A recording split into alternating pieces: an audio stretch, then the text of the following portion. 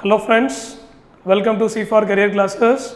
If you are a banking aspirant, you are preparing for bank exams, this video is for you. You are the future POs, future managers of a bank, public sector bank, then you must know what is our Indian banking structure. Which are the banks we are having in India? What are the types of banks? What are the types of banking system we are following in our country? That's what we are going to see in our class today. Right. So let's get started with the topic Indian banking structure. So what is Indian banking structure? In the previous video I have given you which is the Central Bank of India, Reserve Bank of India, RBI is the Central Bank of India, which controls, supervises and regulates the banking system of our country, which supervises all the banks in our country. Now under this RBI, all the banks are broadly classified into two types. Right? What are the two types? One is scheduled bank and another one is non-scheduled bank. That's all. Scheduled bank and non-scheduled bank. Then what is scheduled bank? Very simple.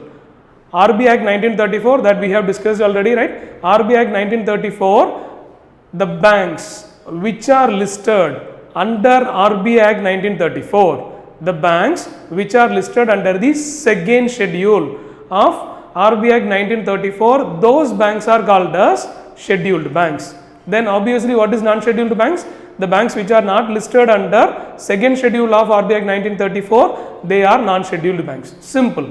And there is a criteria for the banks to come in the list of RBI Act 1934. What is the criteria? What is the criteria is the bank should have a minimum paid up capital or minimum paid up capital or paid up reserve will not be less than 5 lakh rupees. That is a criteria for a bank to enter into the list of scheduled bank. What is scheduled bank? The banks which are listed under the second schedule of RBI Act 1934 are called as scheduled banks. Now, what are the other classifications? Under scheduled banks, we have commercial banks, and in India we are having development banks, clear? And in India we are having cooperative banks. These three are major classification under scheduled banks. What are the classification? Commercial banks, then development banks and cooperative banks. Then first we will discuss about the commercial banks. Commercial banks are normal banks. Commercial banks are normal banks. They will do banking activities. Now, what are the banking activities? What are the banking activities? Basic function of a bank, accepting deposit and lending money. That is basic function of a bank. What is the primary function? Basic function of bank means accepting deposit and lending money to the customers. Clear? Now, what are the secondary functions? Clearing checks, providing debit cards, providing credit cards, net banking, mobile banking, ATM services. These are the secondary functions. Primary function is very simple, accepting deposit, lending money. Clear? And commercial banks, they will do all these activities to the public, to the customers. They will accept the deposit, they will lend money, they will provide credit to the customers, to the worthy customers, and they will provide all the secondary functions to its customers. And mainly they focus on profit. Commercial banks are run mainly on the focus of profit. Those banks are called as commercial banks. Now, what are the commercial banks in India? All the public sector banks are commercial banks. Simple. All the public sector banks are commercial banks. Then what are the public sector banks? The bank which has maximum holding. The bank share maximum holding is lies with the government. That banks are called as public sector banks. What are the example of public sector banks? Good. SBI is a public sector bank, and other nationalized banks, IDBI and other nationalized banks are public sector banks. Nothing but the maximum shareholding lies with the government is called as public sector bank. Then under commercial banks, in India we are having private sector banks. Then what is private sector bank? Maximum holding of a bank, maximum shareholding of a bank lies with the private entity, any individual or any firm. That banks are called as private sector banks. Now give some example of private sector banks. Axis Bank, ICICI, HDFC Dhanlakshmi, Karnataka Bank, right, Federal Bank, these are some examples of private sector banks. They will also do all the primary functions and secondary functions to its customers. Clear? Then, next major classification under commercial bank is RRBs. What is RRB? Regional Rural Bank. Regional Rural Bank is a scheduled bank. All the regional rural banks are scheduled commercial banks. Now, when it was started, Regional Rural Bank was started in the year 1975, exactly on Gandhi Jayanti, October 2, 1975, RRB was established.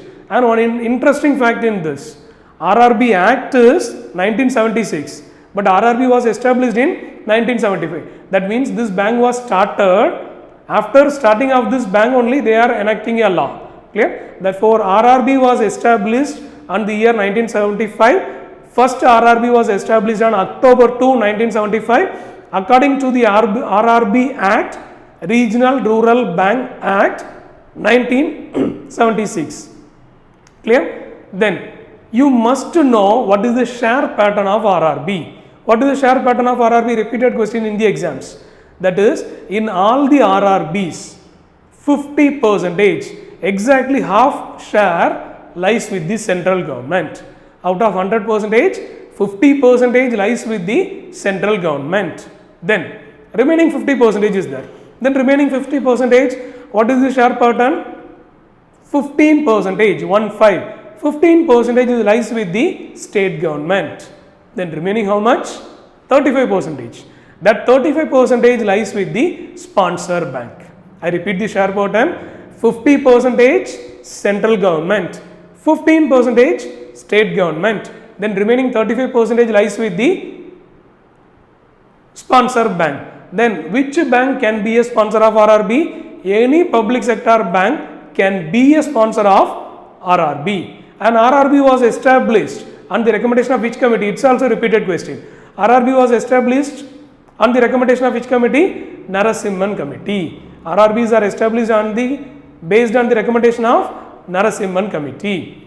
Clear? And first RRB in India is Pradhama Gramin Bank. It was established in Moradabad, UP. And which bank was the sponsor of first RRB? First RRB was sponsored by Syndicate Bank. So these are the things about RRB, Regional Rural Banks. Then we go for foreign banks. Foreign banks also comes under the commercial banks. What is foreign bank? Very simple. A bank which established in any foreign country, any country, and they are having services and banks in some other country. Those banks are called as foreign bank. For example, Standard Chartered Bank. It's a foreign bank, but they are having branches, more number of branches in our country. So that banks are called as foreign banks. So what are the example of foreign banks in India? HSBC, Standard Chartered Bank, Citibank, and many banks are there. Right? Now, two important questions in this. What are the important question is, which Indian bank has more foreign branches, or which Indian bank has more branches outside India? Which Indian bank? SBI. SBI is an Indian bank having more branches outside India. Clear? Then, which foreign bank have more branches in our country? Standard Chartered Bank. Which foreign bank has more branches in our country is Standard Chartered Bank. These are the two important questions. And all the foreign banks in our country are commercial banks. Commercial banks. Then, scheduled banks we have seen, commercial banks we have seen. Then, what is the next classification? Development banks. What are development banks? To develop a particular sector, to fund for a specialized field. In India, they have started a structure of bank, that is development banks. Now, what are development banks? What are the example of development banks? NABARD is a development bank, right? SIDBI is a development bank. NHB is a development bank. Clear? These are some examples of development banks. And EXIM is also a good example of development banks. What is EXIM? Export Import Bank of India. It was established in 1982. It is a development bank. It helps in export import field. It helps to fund for the companies which are involved in export and import. NABARD, National Bank for Agriculture and Rural Development. It is also established in which year? 1982. It's a development bank, and they develop what? agriculture and rural areas. Clear? Then NHB, it was started in 1988, National Housing Bank. They will fund for the housing finance institutions. Clear? Then in the classification, I already told you about the cooperative banks. What are cooperative banks? Cooperative banks are formed under the Cooperative Act 1904. Now, they are in three-tier structure. There are three-tier structure in cooperative banks: primary cooperative, state cooperative, and central cooperative. These are the three structures. Primary means it will work on a village level, rural areas. Then central cooperative bank means nothing but the cooperative bank operate on a particular district. Central, don't confuse with central government. Central cooperative bank means particular district. State cooperative bank, that cooperative bank operates in a particular state. So these are the Indian banking structure. These are the things in the Indian banking structure we have seen today. I hope you all understand with this. For more details and more classes, please visit our C4 Career live classes. Thank you.